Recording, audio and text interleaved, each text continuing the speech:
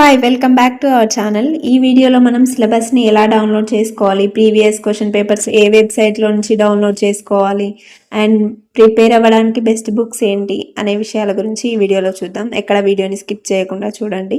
ముందు మనం సిలబస్ని ఎలా డౌన్లోడ్ చేసుకోవాలో చూద్దాం.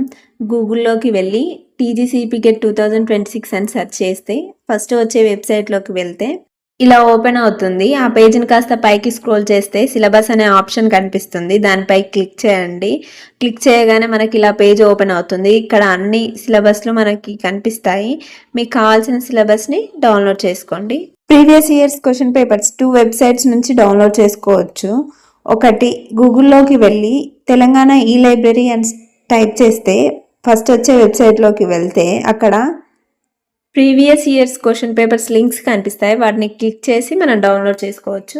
ఇంకొక వెబ్సైట్ వచ్చేసి తెలంగాణ మనబడి అని టైప్ చేస్తే ఫస్ట్ వచ్చే వెబ్సైట్లోకి వెళ్ళి అక్కడ నుంచి కూడా మన క్వశ్చన్ పేపర్స్ని డౌన్లోడ్ చేసుకోవచ్చు.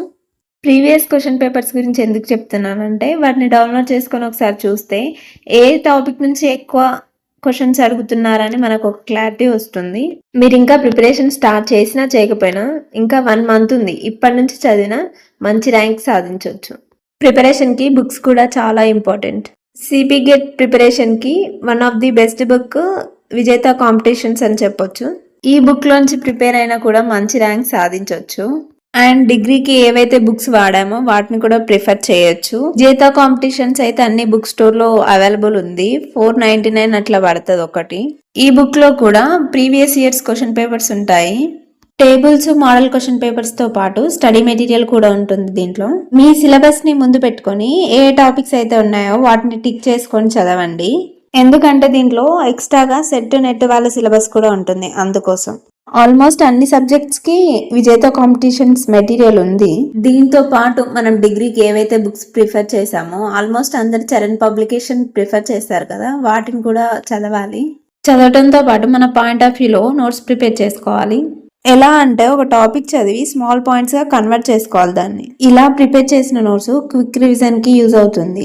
రోజు చదివింది సాయంత్రం రివిజన్ చేయడానికి అండ్ ఎగ్జామ్ ముందు రోజు చదువుకోవడానికి యూజ్ అవుతుంది. మెటీరియల్లో డార్క్ లెటర్స్తో ఉన్నాయి, మరీ పాయింట్అవుట్ చేసి చదవండి. మరీ కాంప్లికేట్గా అనిపించినవి ఇలా ఫ్లో చార్ట్స్ వేసుకోవడం కానీ, సింపుల్ పాయింట్స్గా రాసుకోవడం కానీ లేదా డ్రాయింగ్స్గా వేసుకోండి. మీకు చూస్తేనే గుర్తొచ్చేటట్టు ప్లాన్ చేసుకొని రాసుకోండి. ఒక్కసారి చదివితే ఏది గుర్తుండదు. మళ్ళీ దాన్ని రివిజన్ చేస్తూ ఉంటేనే గుర్తుంటుంది. కనీసం ఎగ్జామ్ అయిపోయేలోపు 5 times అన్నా మీరు ప్రిపేర్ చేసుకున్న నోట్స్ని రివిజన్ చేసేటట్టు ప్లాన్ చేసుకొని చదవండి. అన్ని తెలుగు మీడియం బుక్స్ చూపిస్తున్నానని ఆలోచిస్తున్నారా?